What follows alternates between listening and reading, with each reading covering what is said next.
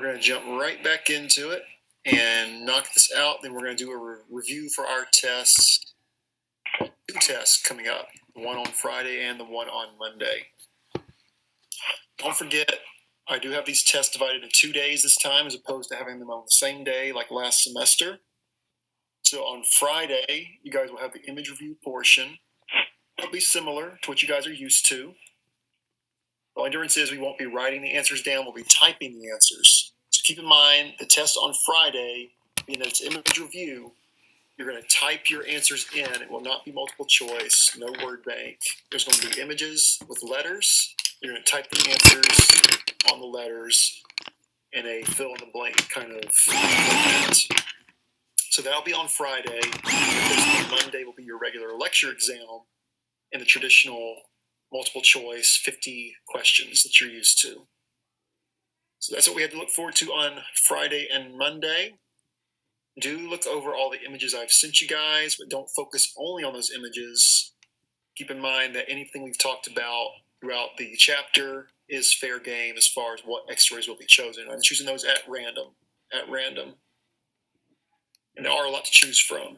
So make sure you pay attention to them, pay close attention. All right, let's go ahead and jump right back to the PowerPoint. Let me pull this up.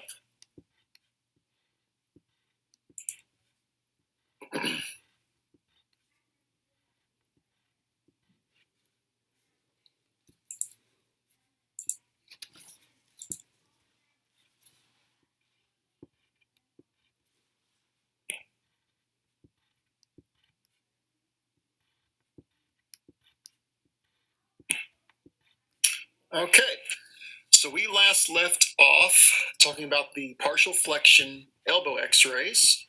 And today we're going to pick right back up talking about our oblique projections.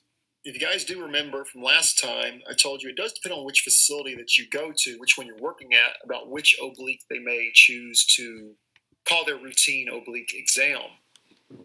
Where I used to work, they like to do internal obliques. I know Harris Health likes to do internal obliques, but then some facilities like to do both obliques. So we do have to make sure we know how to do each of those.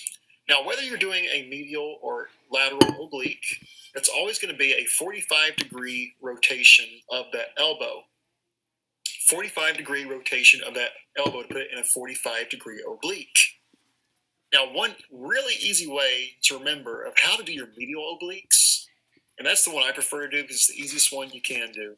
All you do is simply have the patient put their arm straight out in front of them and rest their palm down, like you see in the picture right here. When you rest the arm like you see in this picture right here, the elbow will naturally be shifted into a 45-degree oblique, and that's going to be an internal or medial rotation. Easiest one to do.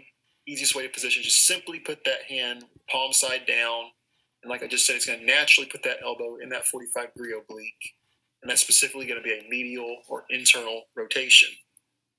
Now for the external or lateral, it's still going to be a 45-degree oblique, but we are going to have to roll the patient to their external or lateral side just slightly, put it in a 45-degree rotation. They're going to roll their shoulder, roll their arm. Basically, you're going to roll that arm halfway up on its side. Anytime you roll a body part halfway up on its side, that is going to be what we call a 45-degree oblique.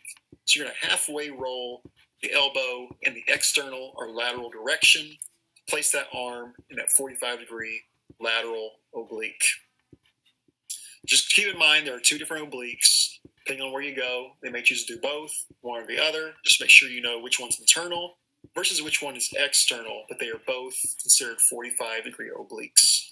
Both will show different body parts and profile as well, which we'll look at in just a second here.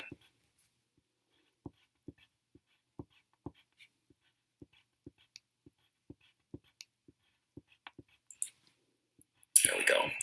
Okay, so for the lateral oblique, that's where we're going to start for evaluation criteria. On a lateral oblique, we're going to see the radial head, the radial neck, and the radial tuberosity in profile. In fact, that lateral oblique is going to remove that radial tuberosity out of superimposition of the ulna, allowing us to see it completely in profile, separated from that ulna. If you remember from a regular AP elbow, that radial tuberosity is actually going to be superimposed slightly upon that ulna. So that lateral oblique allows us to see it completely separated from superimposition and in complete profile, along with that radial head and neck. But we're also going to see the lateral epicondyle and the capitulum in profile, specifically. Lateral epicondyle and the capitulum in profile, which would be right here. The little rounded portion right there would be that lateral epicondyle. We're going to see it a lot clearer. So lateral oblique lets us see the lateral epicondyle in profile, versus that medial. When we get to that in a second, the medial oblique will allow us to see the medial epicondyle in profile. So they're directly related as far as which epicondyle we visualize in profile. Just keep in mind on the lateral epicondyle that also contains the capitulum, and we will see that very clearly in profile as well. So those are the main pieces of anatomy we will see demonstrated in profile on that lateral oblique. That is going to change when we go to that medial oblique here in a second.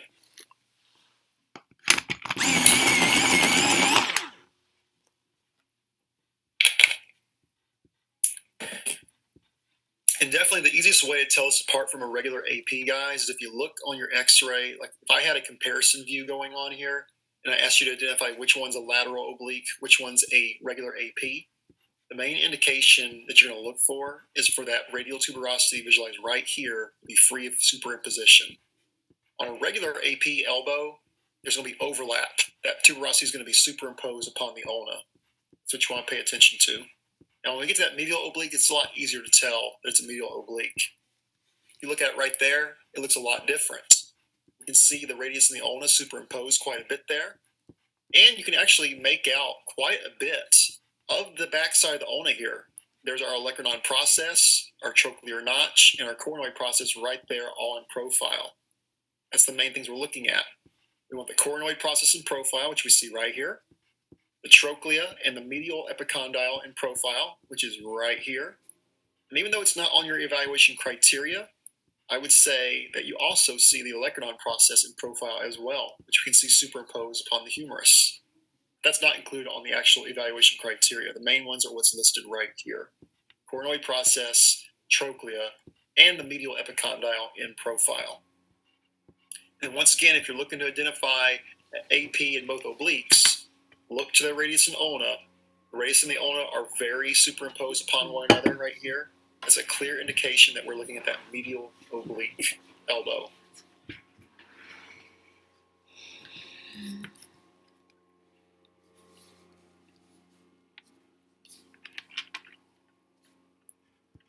Okay, for a lateral elbow, we must put the arm in a true lateral. We obtain that by flexing that elbow at 90 degrees.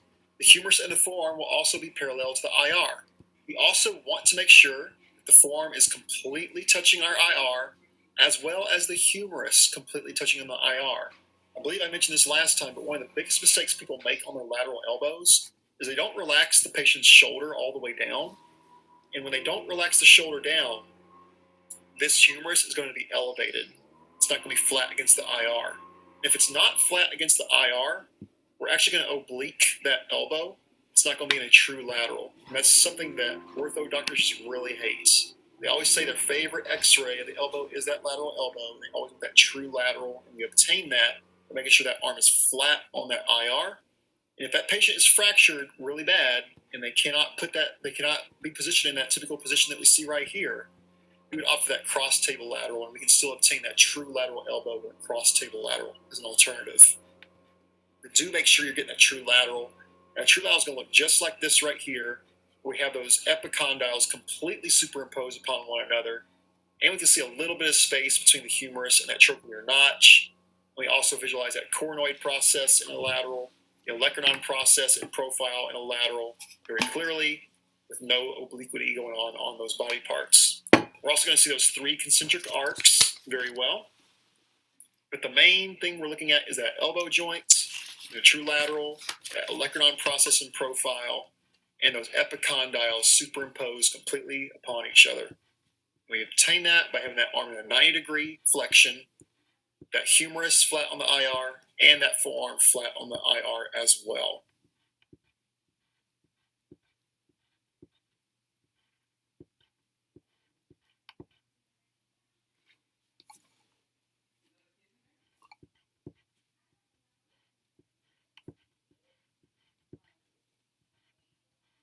Okay, and the last position we're going to talk about, this is one of those really rare x-rays that's never performed hardly anymore because it's kind of become obsolete x-ray, but they may still order them. It's what we call the acute flexion.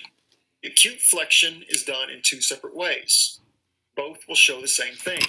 The reason we do an acute flexion x-ray is to visualize the electronomic process specifically.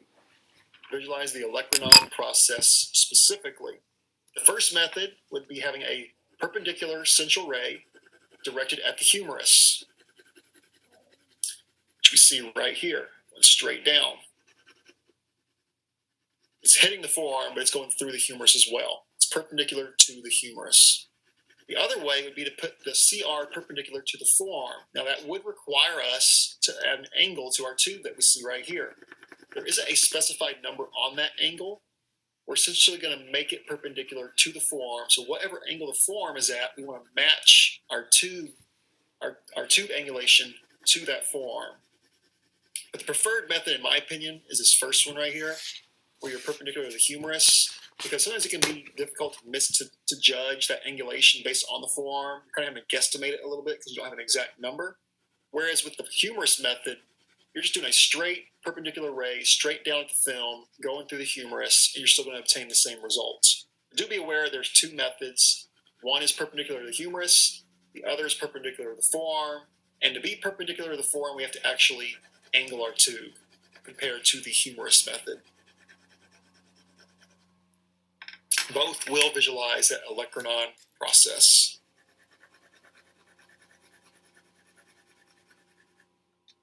And that's what our x-rays would look like right there. Both obtain the same thing.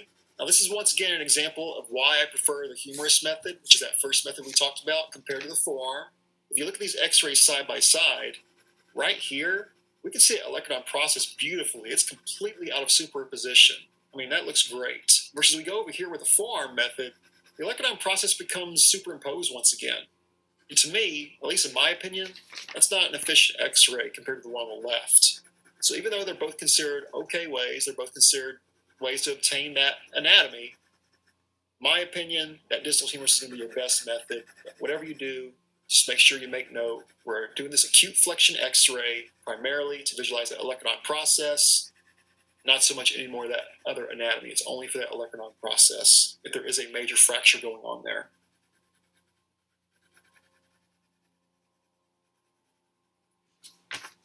Oh, I'm sorry, I forgot about this one. We had a couple more. I apologize. We do have what's called a trauma axial lateral medial projection. This is the last one. The coil method. Now, should that patient not be able to position their arm in a very nice lateral, or the doctor for some reason wants to see that radial head completely isolated by itself in a better view, we're going to opt for what we call this coil method. Kind of a difficult x-ray to do. This is another one that has become obsolete over the years. You're not going to see too often. Most doctors are going to still want that true lateral x-ray on an elbow. This is not going to give you a true lateral x-ray. This is mainly just going to allow the doctor to see that radial head a lot more clearly. Now your CR will be angled 45 degrees towards the shoulder. The patient will be resting their arm on the table, as we see in this picture, with the hand pronated. Now if you remember, for a regular lateral forearm and a lateral elbow, the patient has their hand in a karate chop motion to obtain that lateral. In this one, they're actually pronating the hand. It's still a 90-degree flexion of the arm, but that hand is specifically pronated, and we have our CR angled towards that shoulder at 45 degrees. This is going to allow us to see that radial head more clearly. I have never seen this x-ray done. I've never seen it ordered. As far as I know, it's become quite obsolete, much like the acute flexion. But should there be some crazy chance they order it, they're going to be looking for that radial head to be demonstrated nicely on that x-ray.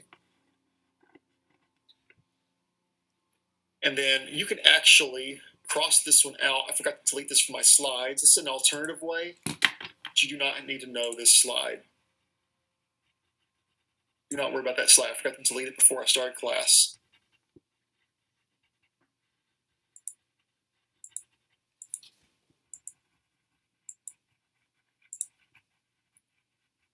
Okay, and then of course, guys, if you're ever asked to do a lateral elbow and that patient cannot rest their arm flat on the cassette, they cannot put their arm in a true lateral, always remember, you can think outside the box and you can obtain a true lateral in a cross-table fashion.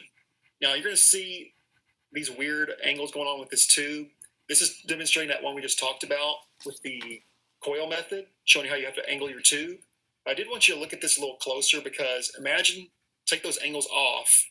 You could obtain your true lateral x-rays in the same fashion if you had a perpendicular beam going your cassette, straight through the elbow. You're still going to obtain a true lateral, even though the patient cannot rest their arm normally on a cassette like you would normally perform that lateral elbow. So always keep in mind, whenever a doctor is asking for a true lateral x-ray, you can always opt for those cross-table exams to obtain a good x-ray. Even with an AP, if a patient cannot put their arm straight out, you can get an AP by having them have their arm on the side, straight out in front of them, but shoot across the table and still obtain that AP. It's all how you think outside the box. You can still acquire those x-rays. The last thing you ever want to do as a tech is say, well, that's just as good an image as I could get. It's as good as I could do. That's the best you're going to get. Deal with it. It's going to give you a bad reputation, and the doctors aren't going to sell for that. They're going to keep sending that patient back over and over again until you obtain that x-ray that they're looking for. And the one they look for the most on those elbows and forearms is that true lateral elbow demonstrated. So talking about that coil method still, guys, this is what the x-ray would look like over here on the right. Once again, don't forget, can't talk today. Don't worry about this one on the left. This is that second method we talked about. That's it to delete. This is what that method's going to look like right here. And the reason that's done, once again, is to isolate that radial head that we see right here.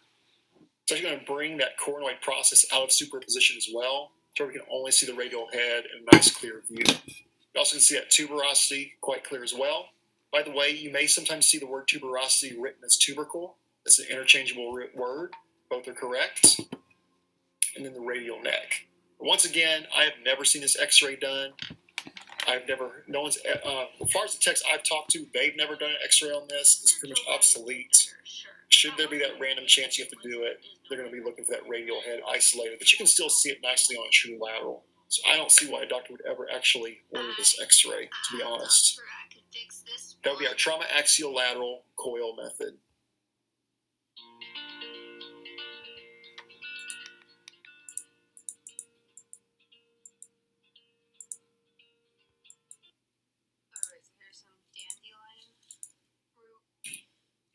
Okay, just a couple more slides here, guys. A little bit of review before we start reviewing for our tests. So first of all, looking at this projection that we see right here, what projection are we looking at? What is this? AP elbow. What do you think that is?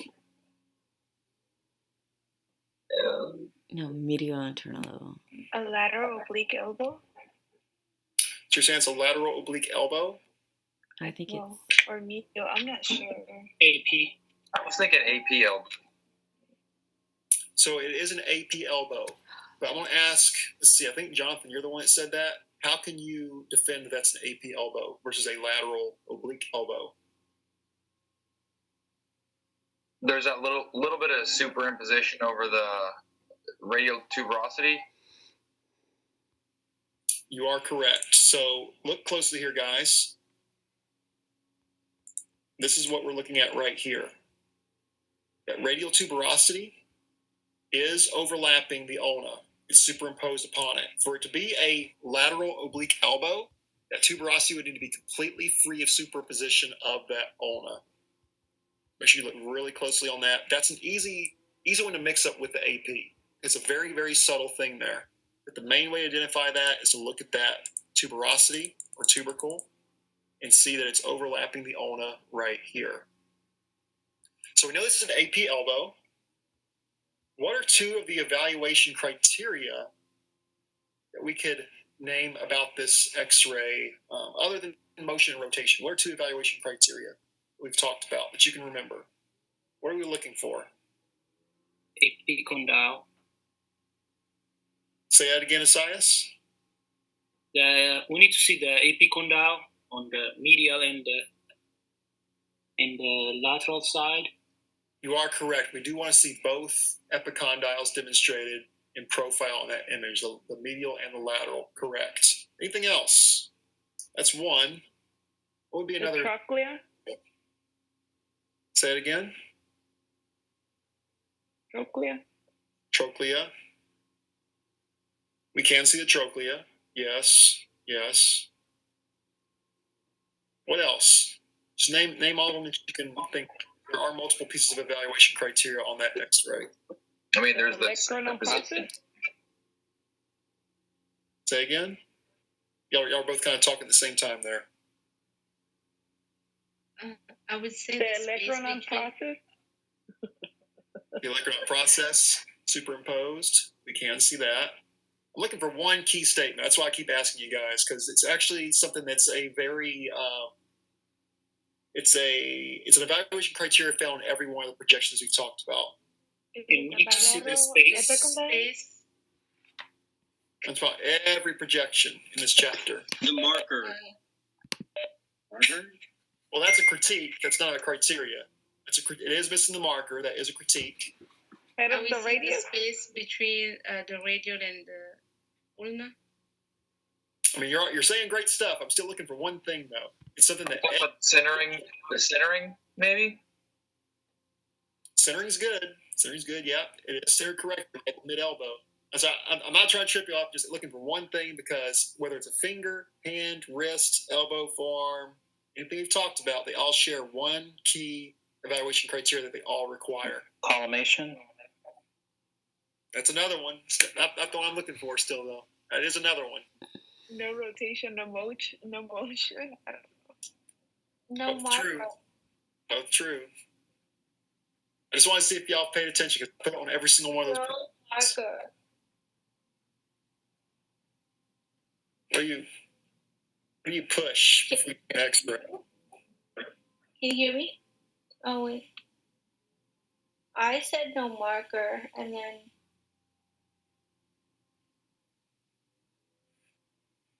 Proper exposure factors. Low KV. Proper exposure factors. So keep in mind, because I don't want to throw you guys off. We haven't talked a lot about KVP and mass, but moving forward, especially with upper extremities and a lot of the other areas of the body we'll start talking about, they're going to require either high or low exposure factors. And a key aspect of upper extremities is they need low exposure factors. So throw that in your memory bank, in your memorization. When it comes to evaluation criteria of any of these upper extremimies we've talked about, they all require low exposure factors, like a low KV. That would be one of the evaluation criteria we look at. Even though everything else you named was correct, it's also another one that could be brought up. So keep that in mind. This one. No, that big. Okay, so it says pediatric nursing. who can tell me I can't really tell what from poor here practices are evident It's on like this really big radiograph? Because I see it's like at least a seriously couple there. I think I don't use it that often. Centering. There's something superimposed over the fingers. Nope, it's not hard. Okay, let's start with the sias. What's Sias, what'd that you book say? in the corner? That green one? This one? Uh, No, all the way to the left. What's that? the first one is center. Is now corrected. No, that ain't That it. is correct. So this is very off-center. Very Does that off-center. book- And so does is that sias medical on book that right there subject. say Hoffman? That is awesome. How would you fix that? I mean, what would you do Yeah. as far as centering is This one? concerned? I mean, that's not what I want, but. Is that like forearm? Yes. It is supposed to be a it's- forearm. unless What it's you down there with see those a books lot right of there. on that X-ray, it's not necessary. It's a hand. You don't have to see the hand. Yes, so don't do this. And this is a pediatric, if you have not figured that out yet. It's a pediatric X-ray. We don't need that hand on there. We're only concerned with that forearm. This could be, what else could we have done as size? Let's say that tech didn't want to center, even though they should. What else could have been done? The centering the mid forearm. Besides centering, though, what else could have been done? Let's say they didn't want to recenter it. Couldn't they move the arm over a little bit? See the motion I'm doing right now? Collimation. Collimate, thank you. Collimate that hand off. We don't need that hand on there. Collimate it. Because even if I recentered this a little bit, we still would probably have way too much of that hand on that X-ray. Way too much of that hand. But Jonathan, you brought something up. What was something else that was wrong with that X-ray? Well, I just saw it look like somebody else's hand is holding the fingers down. Mm-hmm. Right here, that is the tech's hand.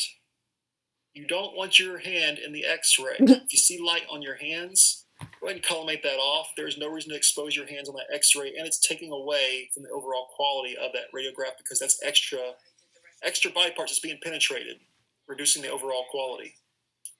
Okay, so we said the text hands in the X-ray.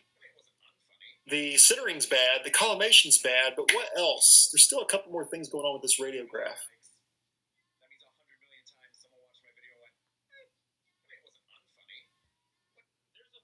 The markers blocking some of the anatomy. See, who said that? Javier? You are correct. So if you notice, the marker is directly on top of the thumb. Why is that a bad idea? Even though we shouldn't have the thumb on there anyway, why is that a bad idea to put my marker on the thumb? When you're done Googling that, check out this really cool video. It's called Because there could be something wrong with the thumb. Exactly right. Let's say there's a fracture on that distal phalanx on that thumb. We would not be able to see it. It's completely covered up by that marker. And if that patient presented later and they found there was a healing fracture on that thumb that had been covered up, guess who's in trouble? We as the tech are in trouble because they can almost say we were falsifying information on there, hiding information. So watch that marker placement. There's still a major issue going on with this radiograph that no one has said yet. Technique as well, maybe. Yeah, I mean, that could be a little better, but that's actually pretty good for a pediatric forearm. Is that a PA forearm? You are correct. That is a PA forearm. How do you know that, Jonathan? Because the first digit is on the right side, and it says it's the left arm. So for that to be the first digit, it'd have to be in PA. Correct. What else could show us that that's a PA, though? There's another way we can tell. The crossing of the radius and ulna, distal radius and ulna. Exactly right. You see how it's crossing right here, guys? If that was a true AP, they would be completely separated, not crisscrossing there towards the elbow. That's a PA forearm, and we never want to do a PA forearm. That is actually not a position that we ever perform. It does not exist. The only reason that would ever be done is if it's just impossible to acquire AP. Now, this patient right here, they could have acquired an AP easily. It's just a tech that didn't know what they were doing. They were lazy. Whoever KLN is, shame on them. Okay, let's evaluate this radiograph. All right, so A, what is A pointing to, guys? I want the bone and the number. First metacarpal. So you're being real specific, the body of the first metacarpal. But if I'm just asking for bone, all you got to put is just first metacarpal. First metacarpal. If I ask for landmark, be a little more specific. So B is pointing to a joint. What joint is that? Second MCP. The second MCP, you are correct, which stands for what? Metacarpal phalangeal. Correct. Okay, C. C, what is C?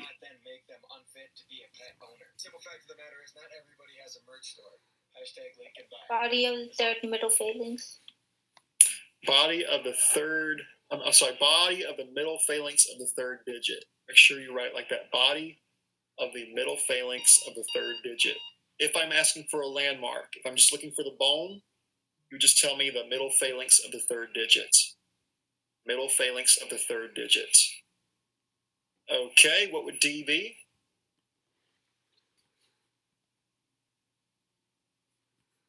What's the joint? DIP. It's DIP the of distal 50. interphalangeal joint of the fourth digit, or DIP of the fourth digit. Once again, make sure, guys, because I can guarantee you there's going to be at least one hand X-ray on your image review.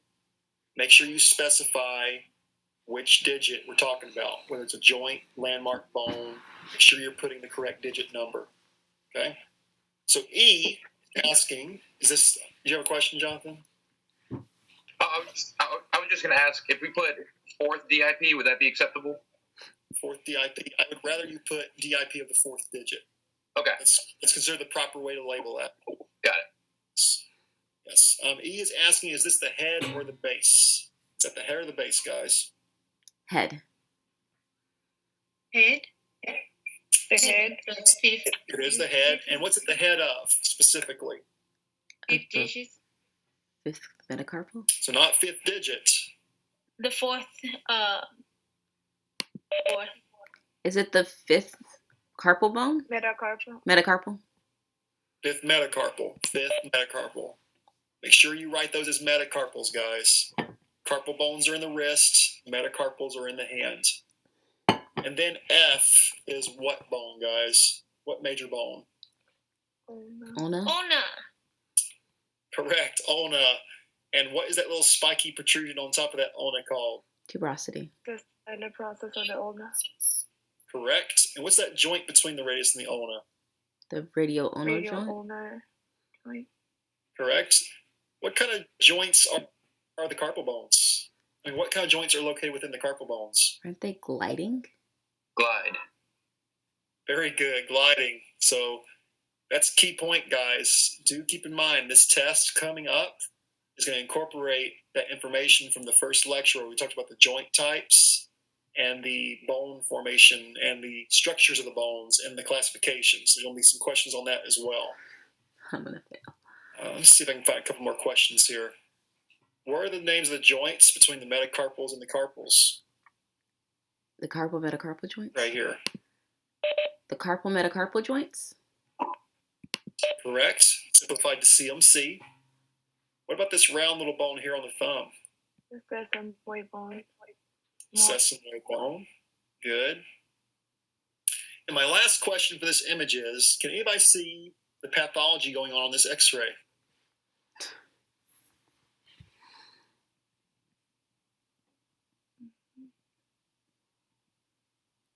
No.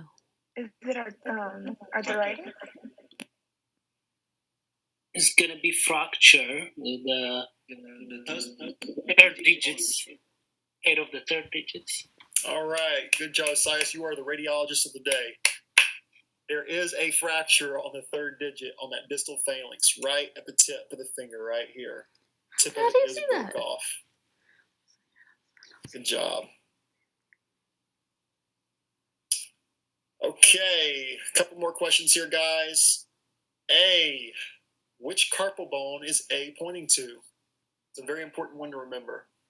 It's a great question there. Trapezium? The trapezium, correct. The trapezium. Make sure you know that's a trapezium and not the trapezoid, right under the thumb. They're two very similar words. All right, what about B? What is that joint, and what's the number of that joint? The first carpal metacarpal. The first carpal metacarpal joint? Very good. First carpal metacarpal joint, or first CMC joint. What would be the functional classification of that joint, though? Gliding? Let's talk about those joint classifications back in that first PowerPoint. Ellipsoidal? Is it ellipsoidal? Try again. Saturn. Oh, Wait. yeah. Who said that? Did someone say saddle? I would put gliding. Naomi, yes, you were correct. Saddle or cellar joints. Do you remember that? The thumb is the only one that contains that joint. That's cellar or saddle joints. It's unique in that way. Let's see, last question here. What is the joint and number that D is referring to? The first carpal, the first proximal phalangeal joint? First proximal. MCP? The first MCP. Correct. I do want to ask one more. What's this joint here called? People miss this all the time. PIP. PIP. So it's not the PIP. That's why I'm asking this one. Just IP. First phalangeal joint. Just IP. I mean, put a big star on that, guys. Put a big star on that. And I really want to emphasize that because I see people miss it all the time. So it's just... Remember, the thumb is unique in that it only has an interphalangeal joint. Right there between the distal phalanx and proximal phalanx. It does not have a middle phalanx. So therefore, it only has an IP joint, interphalangeal joint.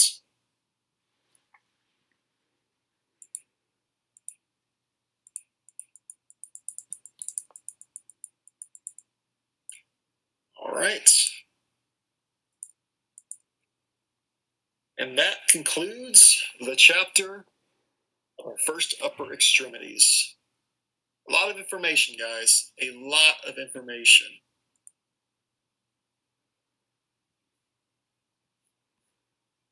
So one thing, let me pull this up real quick, guys. I want to make one correction on one of the images I sent you really quick.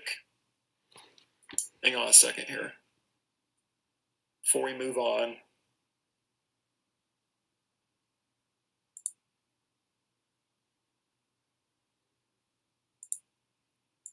Let's see if I can find it.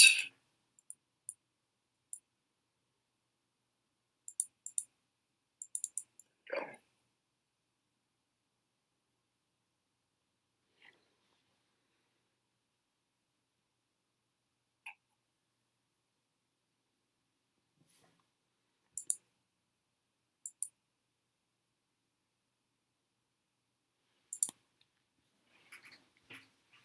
All right. This image right here, guys. It's okay to study your anatomy on this, but I will not give you an image like this on your tests. And there is a big reason for that.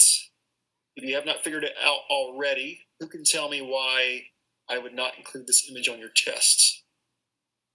There's something really wrong with this image. The elbow's not at 90 degrees? Well, the elbow's pretty good. It's pretty good. It's a PA. It is a PA. This is a PA forearm. I did not realize that before I put it on there. One way we can really tell, guys, is that even though the elbow's in a lateral, look at the wrist. The wrist is in a PA. Therefore, this is a PA forearm. So I would not put an image like this on your test, even though it's still good to go ahead and study this anatomy. You're still going to see some of this anatomy. This is actually a PA forearm. So make sure you correct that if you wrote that down. And I apologize for that.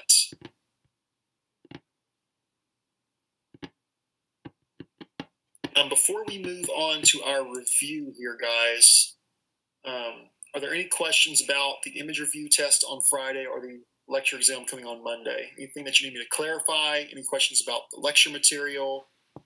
Anything at all? It is a lot of information.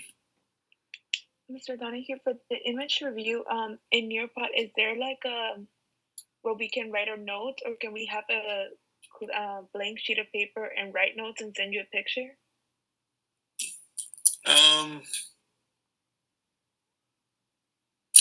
Let me think. Betty, I'll let you know. Let me think about that, because as you know, we're having to do things a lot different here with this online format. Let me think about it, okay? Anything else?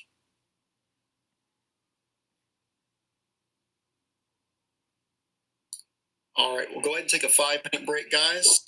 We'll come right back and do our review. And if you have any more questions, just let me know. I'm glad to answer them. Be back at 1:45. Mr. Donahue, is the hip bone, is it considered Wrong flat socket. or irregular? Do you want the pelvis? Yes. The pelvis would be irregular. Okay. Yes.